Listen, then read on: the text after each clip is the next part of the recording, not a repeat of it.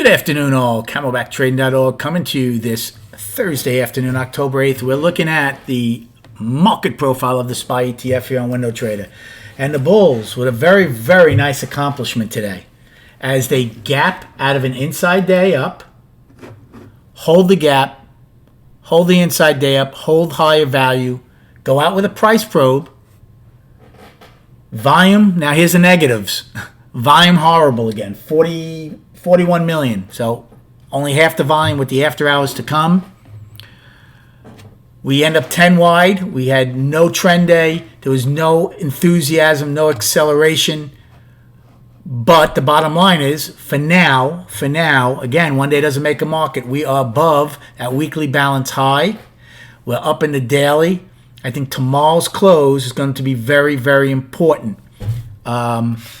We had a great discussion in the room late in the day, just to show you how awesome the traders are in my room. We actually got one of them on voice the last 15, 20 minutes, and not only was he on voice then, the entire room stayed after trading all day for the next 15, 20 minutes as we continued the discussion about what transpired today in the trading day and how people see things differently. And you're getting this, folks, for $20 a month to see my live stream profile and to have incredible traders that you could pick their mind throughout the trading day along with what I offer. So again, I'm very proud to have almost 1,000 subscribers on YouTube and almost 4,000 followers on Twitter. But there's only 203 people in my room.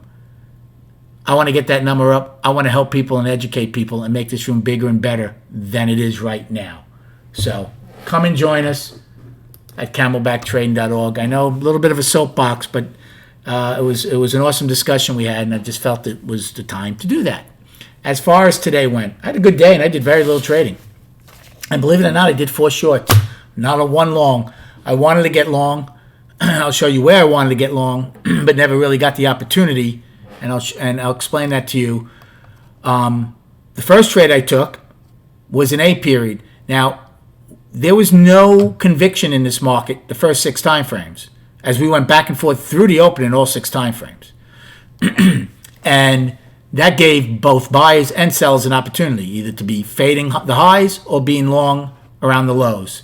We end 10 wide. We raised POC a couple of times, but not a lot. We certainly didn't get any of the acceleration that we got yesterday when we had, and I said this in the room, and this made for good trading in the room for some of the fellas and gals and myself. Yesterday I said, I could sense something changing here. Today I said the opposite. I said, I don't see, we were already 8 wide, 9 wide, 10 wide. I said, I don't see anything like yesterday happening. The tempo, enthusiasm, and volume just wasn't there.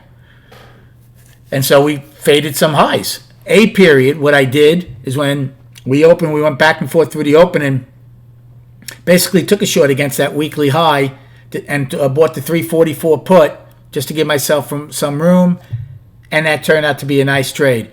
Now, B period had the reversal. It took it out, came down. I wanted to get long around the weekly high. That was my ideal trade. Did I get picky? Absolutely. I got picky in A because I didn't get it. I had bids in below, and even in B when B came down. Took it out by A. I was still waiting for it to see if we calm down. So 2 opportunities I had. Got picky. I didn't get them. I called the market right. I saw the market right. I thought those would be 2 good long plays. Now, I didn't do anything then. B, C, D. D came down. Took out E's low. I was ready to get short. I didn't. E open. I said, if we don't get above the opening initially, I might take a short because we stopped the one time framing up. If we take out D's low, I think we should at least test the day's low. And that's exactly what I did. It actually rallied, didn't get to the opening, took a 344 put, and it worked out beautifully as we took out D's low, the A and B's low, and went down, tried to get the gap. I thought it would get the gap, got very close to it. Took the rest of them off when the volume tapered off when we started going back up. I had small left. We got back into A and B. I took them off. Turned out to be a very nice trade. Now, did it cost me for getting long? Possibly. But it was a nice trade on the short. I still had an opportunity to get long if I wanted to in F. F open, didn't take out A and B's low. In fact, that would have been great trade location, because if you took the long here, I would get out below A and B, because if you get out below A and B, the odds of taking out the day's low and filling the gap would have been better, and then I would have looked for the long. But I didn't take that trade. Didn't take a trade to H period. When we went up in F, went up in G, G couldn't get any traction to take out the day's high. H got around F, took another put, took the 345, and took those back down to POC.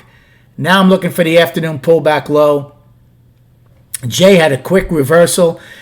J's low was, at the time, was right near the point of control and open. I wanted it a little lower to get long, so that's another reason. Again, I got picky, but that's fine. I don't mind if I miss a trade. What I'm looking to do was right, and if I'm calling the market right, well, yeah, I'm missing some trades, but the one I'm getting are, they're also right. So yes, I got picky at A and B's low. Yes, I didn't take F. Yes, this didn't get low enough for me to get long. But I'll tell you what, I was right on all of them, because they both went up. This went up. J went up. And then the last trade I did was an L. I took a short. L had a reversal bar. Went back up. Took the short. I'm sorry, wait a second. I took the short after. I apologize. I took the short before it took out K's high. I apologize. I took the short before. I said if it doesn't take out K's high, wasn't a big one. None of my option trades were big. They were between 15 and 30 contracts all day. But I took it, and it immediately got that nice flush, took the rest off right around point of control, and then we went up and had the reversal bar. 4 trades on the day. That's it, and had a very good day.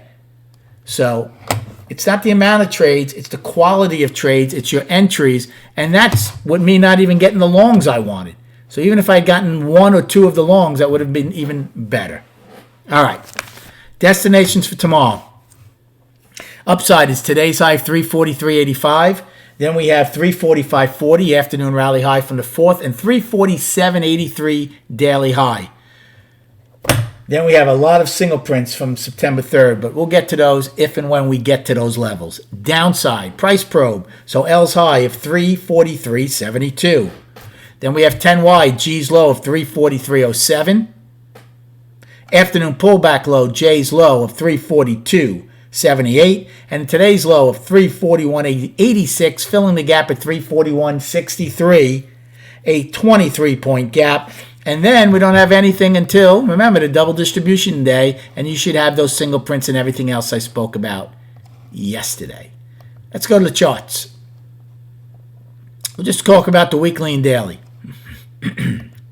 So weekly, for one day, we've accomplished what we said needed to be done. They're above this 343.06 high. One day does not make a market. I think tomorrow's close is going to be incredibly important, because if we are able to close, if we're able to take out today's high, get a little more distance, and close above that, we go from balance to one-time framing up 2 weeks, and now we have more ammo to start going for the all-time high. If, however, today is a one-day affair and tomorrow we sell off and close back below it, now I'm not going to say if we close inside today's range that, it's over. But the bottom line would be, instead of being in a positive frame of mind that we closed above the balance, to me, it would be, we just stretched it by 79 cents and we're back in it. Doesn't mean it's over for the Bulls, but you would like to see them close above it tomorrow. So that's very important. And then on the daily, we did come out of this 3-day balance. We're up in the daily. Gap is my main focus. We're above all of this fray here. So now the next destination is this. We have a void to the upside. We have the afternoon rally high from the 4th, and then just this daily high. And then we have this, which had a lot of trend. That was a trend day down, so we have a lot of work to do there. But again, there's not a lot stopping us from at least getting to that day to attempt to take care of that trend day from back on September 3rd. I hope you had a great day trading. Have a great night, and we'll speak prior to the opening tomorrow.